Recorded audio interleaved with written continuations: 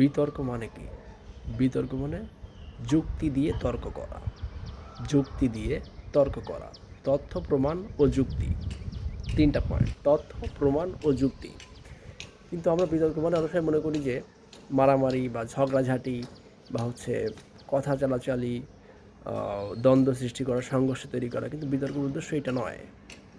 আমরা বিতর্কের মূল উদ্দেশ্য হলো একটা সমস্যাকে সমাধান করা, তাই না? একটা সমস্যাকে দেখা এবং সেটার মানে সুবিধা কী অসুবিধা কী, এবং দুইটা বিশ্লেষণ করে কীভাবে আমরা একটা সিদ্ধান্ত নিতে পারি, অর্থাৎ ক্রিটিক্যাল থিঙ্কিং বলতে পারেন।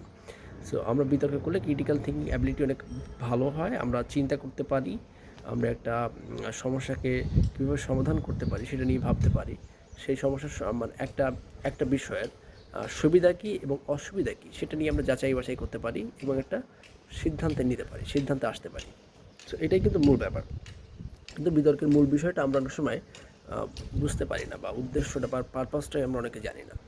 তো আমরা যখন বিতর্ক করব তখন আমাদের চিন্তা করতে হবে এইভাবে যে আমি তো এর পক্ষ বা বিপক্ষে থাকবো, অর্থাৎ আমার পক্ষে বা বিপক্ষে যুক্তি হয়তো থাকবে, কিন্তু আমাদের দুই দিক থেকে চিন্তা করতে হবে। অর্থাৎ আমি যে পক্ষে কথা বলছি শুধু এমনটা নয় যে আমি শুধু পক্ষের যুক্তিগুলোই দেখব, আমাকে দুই দিকের যুক্তি, আমার বিপক্ষ বা অপোনেন্ট যারা থাকবে তারা কি যুক্তি দিতে পারে সেটাও আমাকে দেখতে হবে। তাহলে কি আমি তার যুক্তিটা খণ্ডন করতে পারবো। যখন আমার আইডিয়া থাকবে যে হ্যাঁ সে এই যুক্তি দেখাইতে পারে, তখন আমি সেটাও খণ্ডন করতে পারবো, তাই না? তো এটাই হচ্ছে মূলত বিতর্ক। তো আজকের মতো এই পর্যন্তই। আশা করি বুঝতে পেরেছেন বিতর্ক কী এবং এর উদ্দেশ্য কী এবং এটা কীভাবে করতে হয়। That's all.